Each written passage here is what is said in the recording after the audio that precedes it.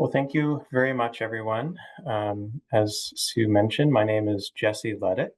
I'm the Assistant Director of Mass Wildlife's Natural Heritage and Endangered Species Program. And today I'm going to be presenting on draft revisions to the Massachusetts State Wildlife Action Plan, or SWAP, and I'll be referring to that as the plan throughout the rest of the presentation.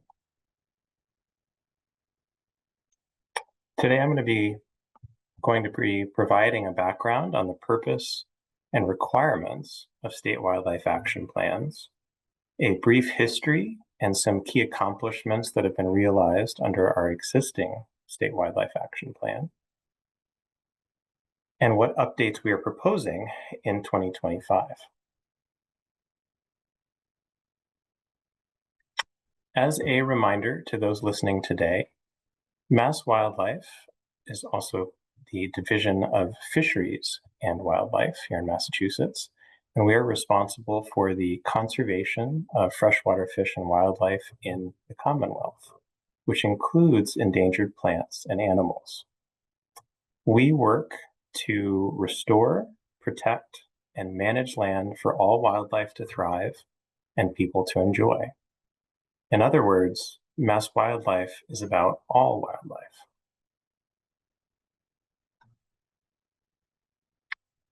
And Massachusetts supports a rich biodiversity. And biodiversity is the variety and abundance of life on Earth. Massachusetts has nearly 3 million acres of forest, 1,500 miles of coastline, 2,500 square miles of marine habitat, and a vast network of lakes, rivers, streams, wetlands, and salt marshes. And our habitat diversity supports our rich diversity of plants and animals, which collectively offer vital ecological, economic, health, and recreational benefits to our people. Unfortunately, biodiversity is under threat and declining globally.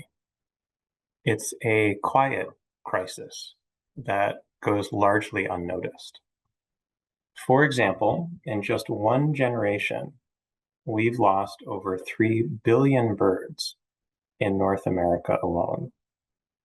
And many Massachusetts residents, I think, would be surprised to learn that we have over 450 species that are officially state listed as endangered, threatened, or of special concern. Here in Massachusetts, habitat loss and fragmentation, pollution, and invasive species, all of which are amplified by climate change, are the key threats to our biodiversity. And without continued, dedicated action, we risk losing species, habitats, and the life-sustaining benefits that healthy ecosystems provide.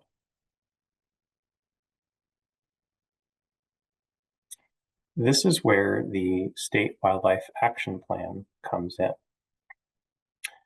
The State Wildlife Action Plan, approved by the U.S. Fish and Wildlife Service, is required for state fish and wildlife agencies to secure important federal funding to monitor and conserve what are known as species of greatest conservation need. Species of greatest conservation need, or SGCN for short, are species that are vulnerable, rare, or declining. A state wildlife action plan can be thought of as a blueprint for wildlife conservation in each state that outlines key priorities and strategies and helps to foster partnerships to improve conservation success.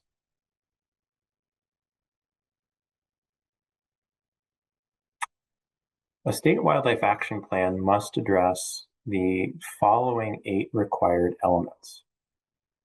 First, it must address the distribution and abundance of SGCN, or again, species of greatest conservation need.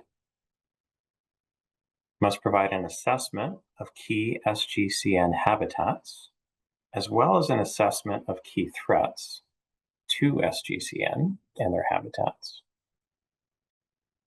It must provide key conservation actions for those species, monitoring plans to help determine the effectiveness of conservation actions that are being taken. Sixth, procedures to review the plan at least every 10 years, which is what we're doing now. 7,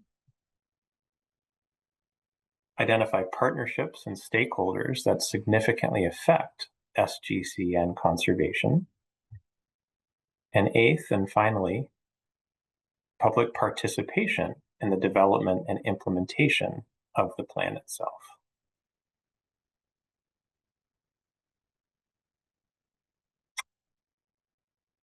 So Mass Wildlife issued our first plan in 2005, and we revised it extensively in 2015. And those revisions resulted in the inclusion of 570 SGCN and 24 critical habitat types for those species. As intended, the plan has helped to improve conservation planning, expand implementation of conservation actions, and strengthen partnerships. And we're going to touch on each of these quickly before moving on to provide an overview of proposed changes in the draft plan for 2025.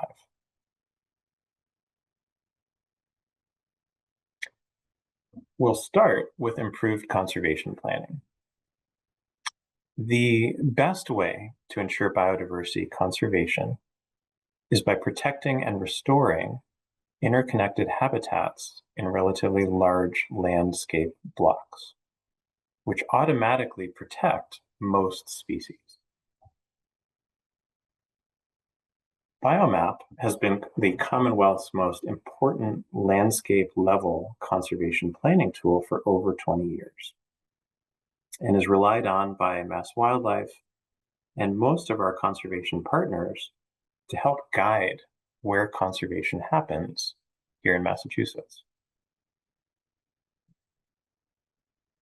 After releasing BioMap 2 in 2010, we again partnered with the Nature Conservancy to release a new and updated biomap in 2022 to incorporate the best available science, better emphasize climate resilience and refugia, and overall to identify the most important terrestrial and aquatic habitats for conservation.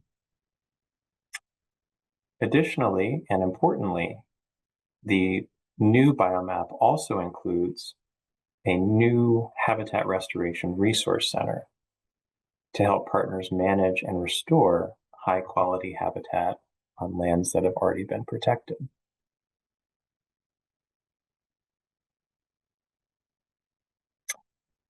Although critical, landscape level planning like BioMap may not be enough to conserve all SGCN, especially species that are state or federally listed as endangered or threatened.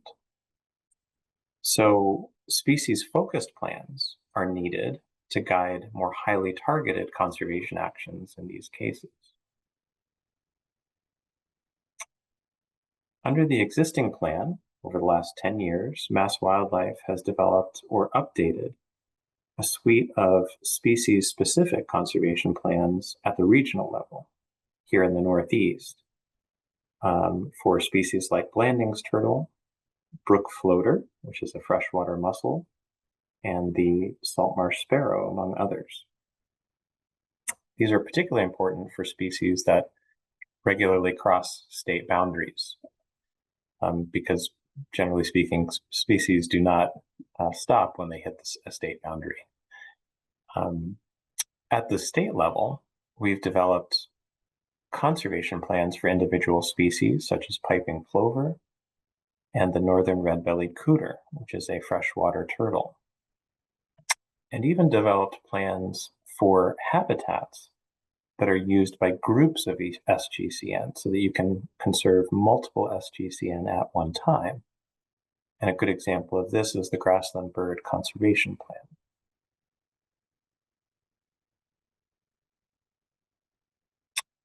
On the implementation side, one of our most critical tools for conserving SGCN under the plan is habitat protection. And here too, we and our partners have made tremendous progress over the last 10 years. For example, Mass Wildlife alone has now conserved over 237,000 acres, of which 20,000 acres have been protected since 2015.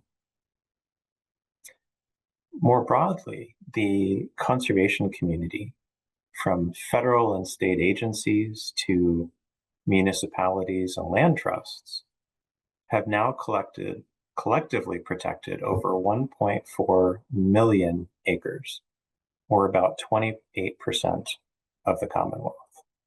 And this increases every year. And I just want to take a moment to emphasize this collective achievement, especially with Massachusetts being the fourth most densely populated state in the country. It really is quite an achievement.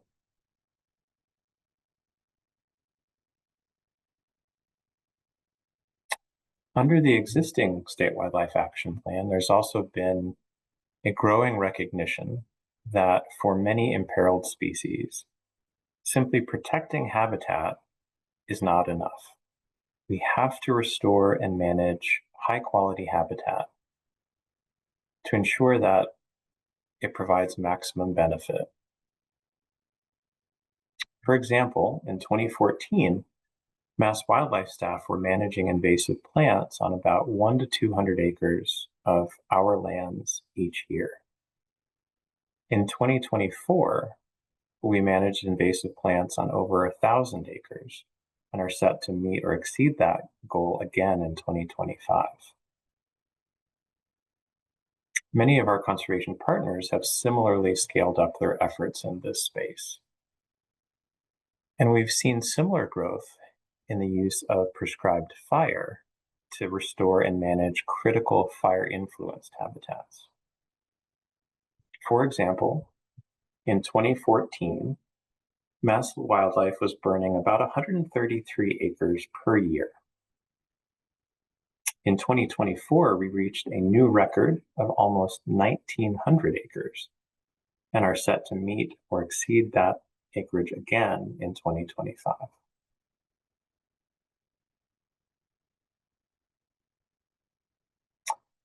Finally, over the last 10 years, there's been a growing recognition that partnerships at all scales are essential to conservation success. At the federal level, we work closely with our partners at the U.S. Fish and Wildlife Service, the EPA, and others to advance conservation through a variety of tools, from monitoring and proactive habitat protection to environmental review. We've also developed strong working relationships with other state fish and wildlife agencies, especially here in the Northeast, which are critical to advancing conservation across state boundaries. We actively participate in the Northeast Association of Fish and Wildlife Agencies and its Northeast Fish and Wildlife Diversity Technical Committee, among others, which has led to development of a regional SGCN list and several regional SGCN conservation plans, some of which I mentioned earlier. Here in Massachusetts, we are truly fortunate to have an incredibly strong conservation community at the state level doing amazing work. We work particularly closely with the Department of Conservation and Recreation on everything from habitat restoration to individual species surveys. And with the Department of Environmental Protection, the Office of Coastal Zone Management, and other regulatory entities to coordinate and strengthen environmental review as a tool for protecting our most sensitive habitats and species. In addition, collaboration between state agencies, municipalities, and land trusts has really blossomed and is especially important, especially in the land protection space, which increasingly requires multiple partners and multiple funding sources in order to succeed. Finally, Mass Wildlife and many of our partners have worked hard to strengthen our relationships with tribes here in Massachusetts, which has led to important restoration projects that benefit SGCN and advanced tribal goals.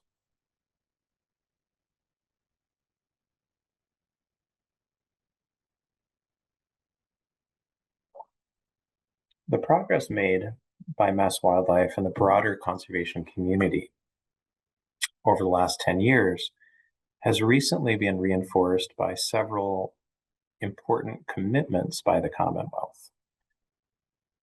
And I'm not going to go through each of them here, but collectively, these establish a baseline of protecting 30% of natural and working lands by 2030 and 40% by 2050. They highlight the need to restore habitats and connectivity at landscape scales and task the Department of Fish and Game, Mass Wildlife's parent agency, with developing biodiversity conservation goals and strategies for 2030, 2040, and 2050.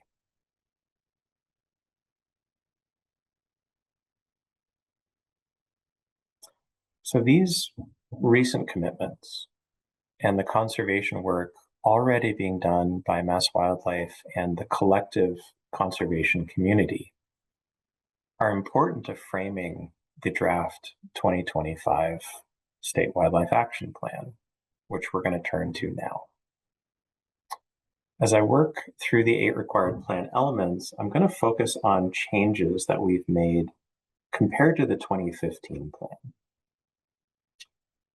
And one particularly important change to highlight right off the bat, which really finds its way into each and every one of the 8 required elements, is that biomap that we talked about earlier is now foundational to the draft 2025 plan because it identifies the landscapes and habitats where conservation actions truly need to be implemented.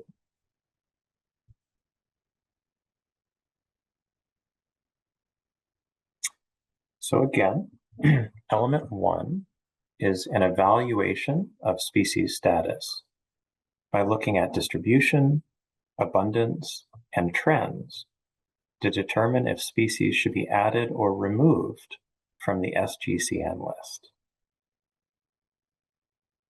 So the first step we took was to review and standardize the criteria that species need to meet in order to be considered and designated an SGCN. All 453 species that are currently listed under the Massachusetts Endangered Species Act as endangered, threatened, or special concern are automatically designated as SGCN.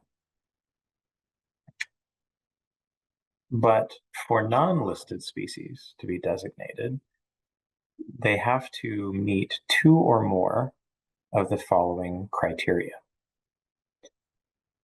First, the species can be low in abundance or distribution. Second, a species can be experiencing significant threats to its life history needs or its habitats. Third, a species can be showing significant declines in abundance or its habitat. And or fourth, a species can be data deficient, meaning we need more information to better understand the species status.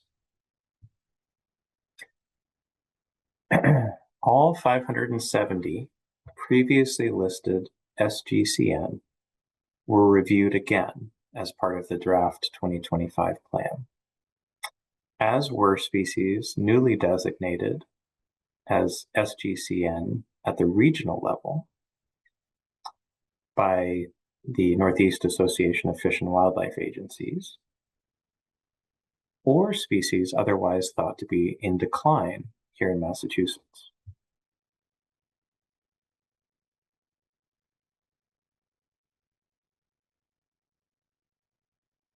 The result is a new total of 619 species of greatest conservation need, which is a net increase of 49 species compared to 2015. This resulted from 66 additions and 17 removals from the 2015 list, which are summarized here on this slide. Additions, like the sandhill crane, were largely due to being newly listed under the Massachusetts Endangered Species Act, or in cases where Mass Wildlife has new information about a species' conservation status that indicate that it met two or more of the criteria we discussed earlier.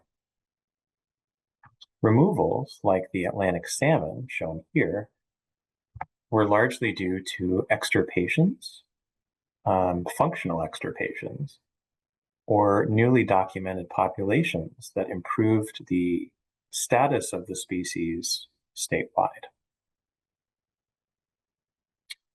Once the list was finalized, we then created or updated fact sheets for each and every one of these 619 species, and which can be, in many cases, be thought of as mini species conservation plans. They touch on everything from the species' natural history, to a summary of its geography, to threats, to key conservation actions, and similar.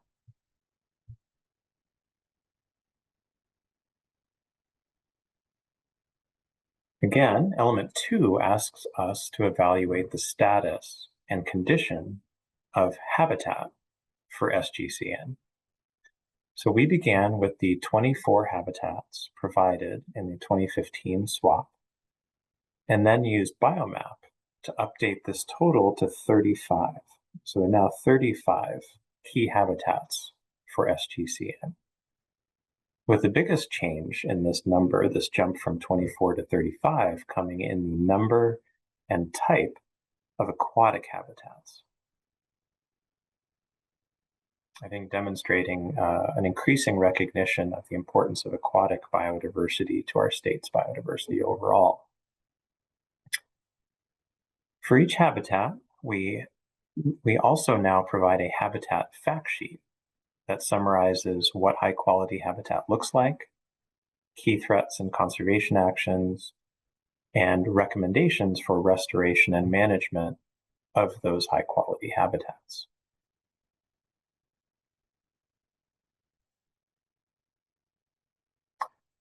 Under element 3, we assessed all known threats to SGCN, and consistent with the 2015 plan, habitat loss and fragmentation, pollution, invasive species, and disruption of natural processes were the key threats here in Massachusetts. What is new for 2025 is the breadth of climate change related research that's now available, and that we now know that climate change will amplify these threats in sometimes novel ways. So this information was considered in our evaluation of threats and included in both species and habitat fact sheets. Importantly, the emphasis and inclusion of more information on climate change also aligns with statewide priorities and builds off of commitments the state has made to climate adaptation and resilience.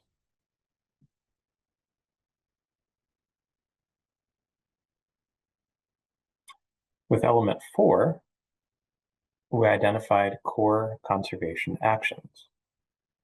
And consistent with the 2015 plan, these include land protection, habitat restoration and management, environmental review, species management, research and monitoring, and environmental education. As discussed earlier, these conservation actions are sometimes species or habitat specific and are sometimes identified at the landscape level.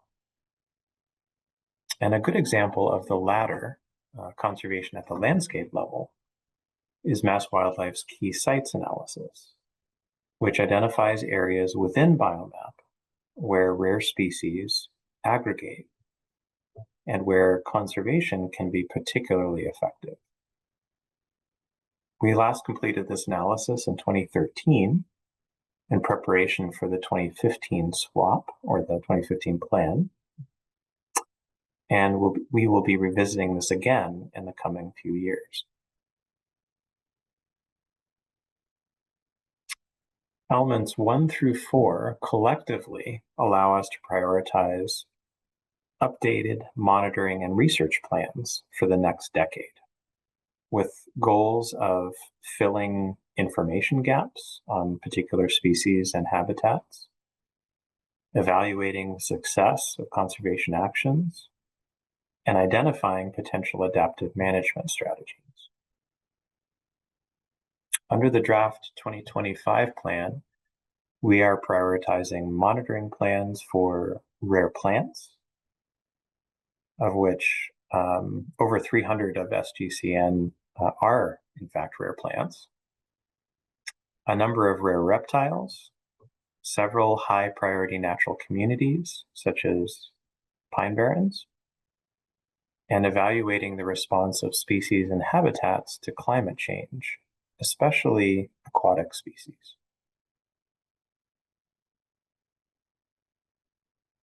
As a quick reminder, element 6 is a commitment to review and revise the plan every 10 years, which we're doing now.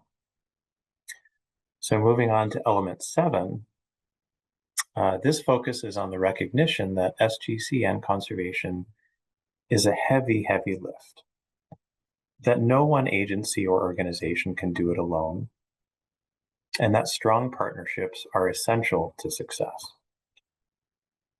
We have already discussed the commitment that Mass Wildlife has had to building partnerships over the last 10 years. And the draft 2025 plan reiterates the importance of these partnerships and the need to strengthen them.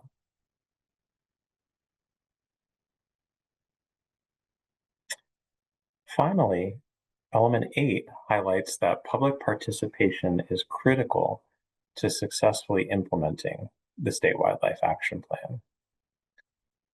Concerted effort to involve the public has been happening for many years in this space, and it was a particularly important step in rolling out Biomap and in developing draft goals under the 2023 Biodiversity Executive Order signed by Governor Healy. In the draft 2025 plan, we continue to build on these previous efforts with an emphasis on improving accessibility so that the public can more easily and meaningfully interact with the plan to understand the information it provides and what they can do to help.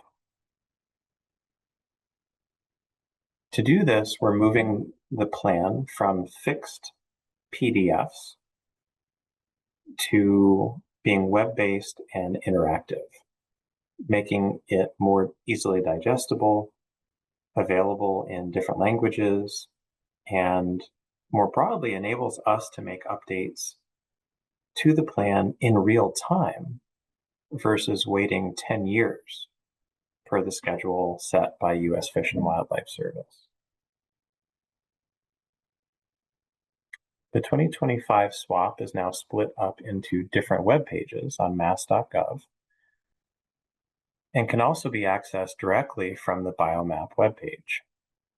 We're going to explore the web-based SWAP now through a short video. The 2025 update of the Massachusetts State Wildlife Action Plan is entirely online, and you will find all of the required components on the SWAP homepage. There are three main categories we will highlight on this homepage. Species of Greatest Conservation Need, or SGCN, which looks at SWAP from an individual species perspective. Habitats of Massachusetts, which looks at SWAP from a landscape perspective, and Conservation Actions, which looks at SWAP from an action-based perspective. So, starting with SGCN, you will see the top of the page identifies all the criteria that were used to identify SGCN in Massachusetts.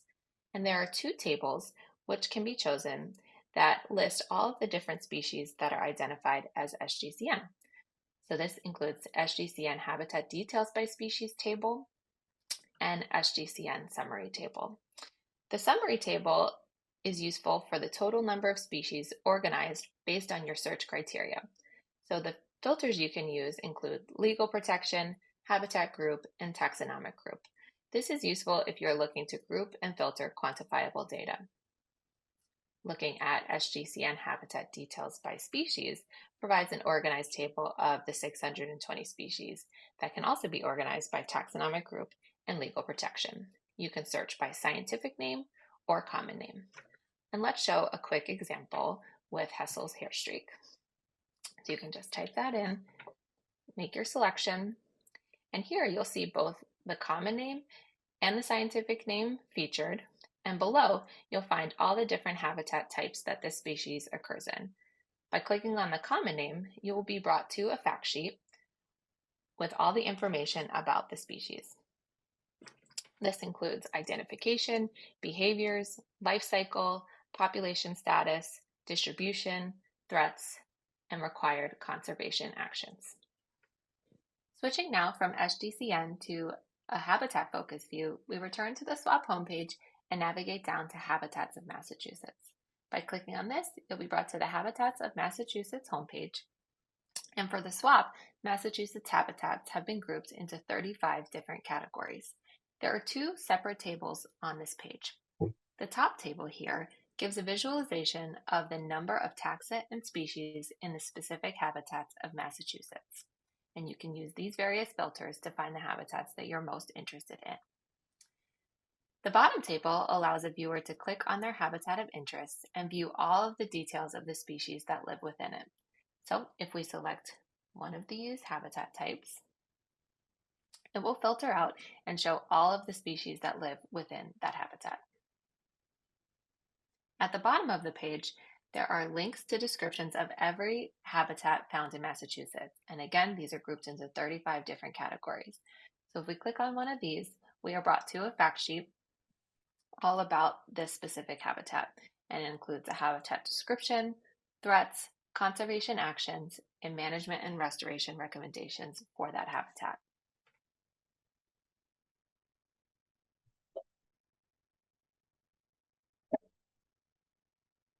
The 2025. So now that we've explored the draft 2025 plan a bit, let's run through an example of how the plan and Biomap together help to prioritize and catalyze important on-the-ground SGCN conservation projects.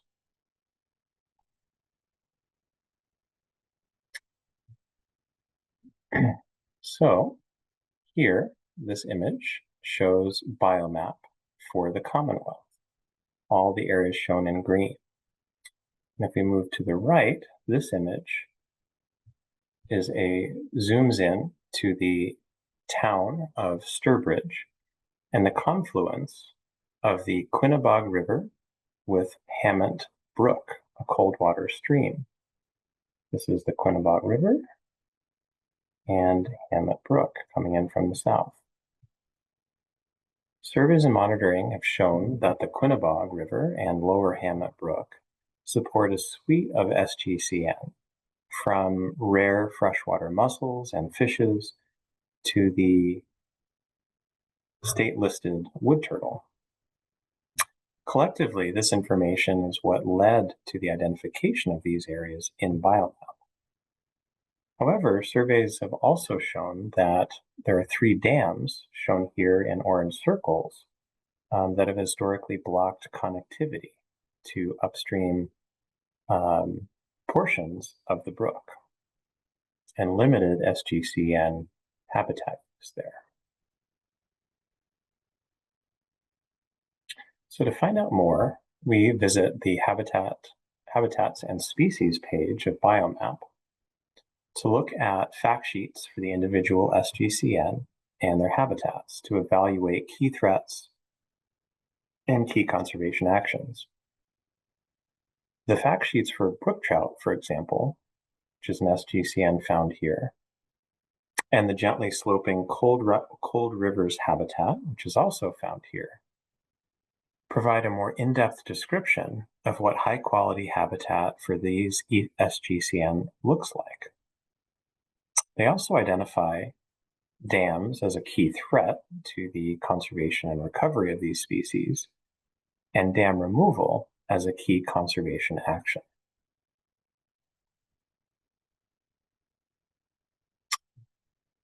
So based on this information, Mass Wildlife worked in close partnership with American Rivers, the Division of Ecological Restoration, the Town of Sturbridge, Trout Unlimited, the Last Green Valley, and the Worcester County League of Sportsmen to remove these 3 dams in 2017.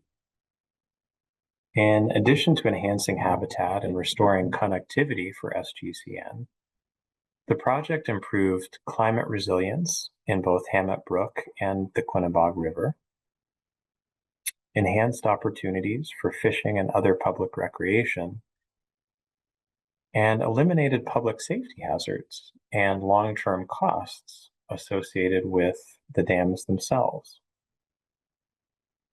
Since completion, Mass Wildlife and our partners have continued to monitor the restoration area and have documented the return of several SGCN using restored sections of the brook.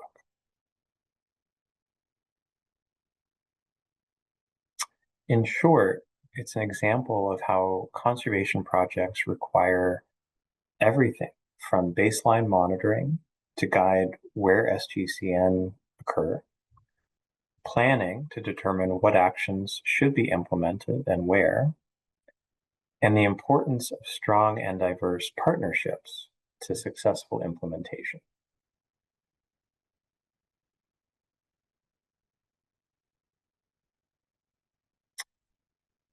So, once the draft 2025 plan is finalized and approved, we're looking forward now.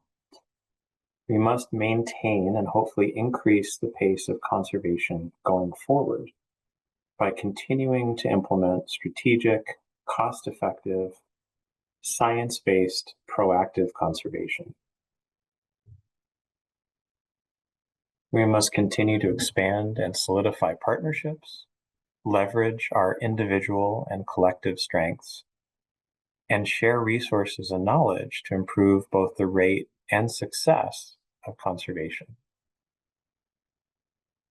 Finally, we need to continue and wherever possible, strengthen protection of our most sensitive species and habitats through environmental review and policy. In short, we must continue to do what we've been doing. And by we, this is we in the collective sense of the greater conservation community here in Massachusetts, and remain national leaders in the conservation space. The 2025 plan, in combination with the Commonwealth's recent commitments to conservation that we talked about earlier, will help us continue to lead. To do that, we need to finalize nation-leading biodiversity conservation goals for 2030, 2040, and 2050 under the Biodiversity Executive Order signed by the governor. We need to develop new, innovative, dedicated funding mechanisms to help us achieve those goals. And finally, we need to be ready to scale up. Mass Wildlife and the broader conservation community know what we need to do, and will be ready to accelerate our work if and when more resources become available.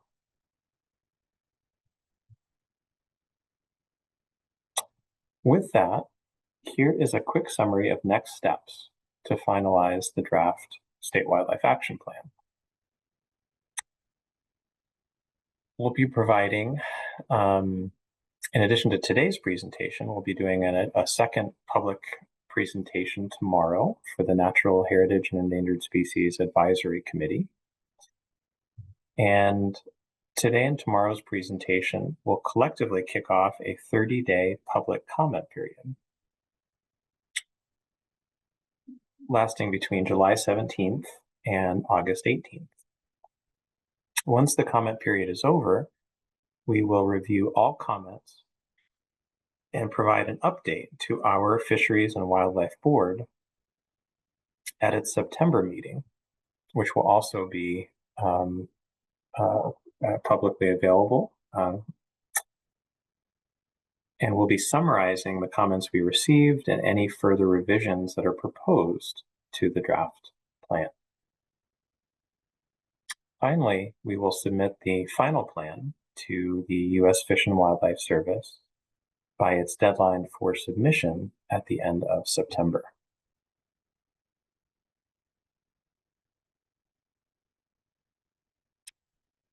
So we would encourage everyone to explore the updated draft State Wildlife Action Plan and send us any comments or suggestions or concerns that you may have.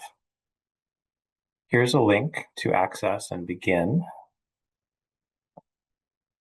your exploration through mass.gov right here.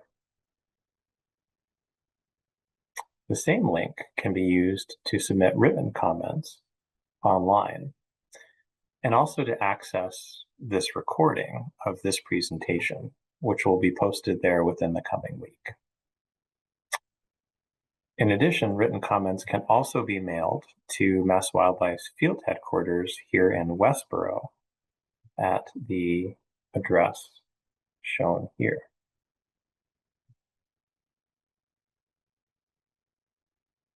And this concludes today's presentation.